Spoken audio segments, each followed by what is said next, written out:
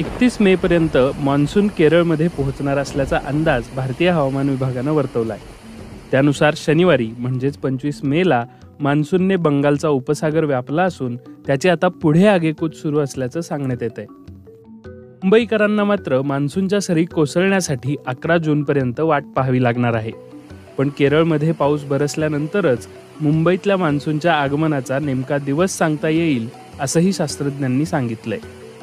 सध्या नैऋत्य मोसमी वारे बंगालच्या उपसागराच्या दक्षिणेकडील भाग, अंदमान आणि निकोबार बेटे इथून पुढे आगेकूच करत आहे।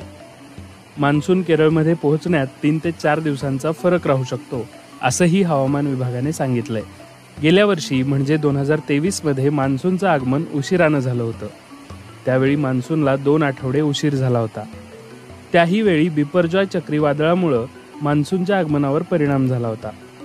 यावर्षी रेमल चक्रीवादळ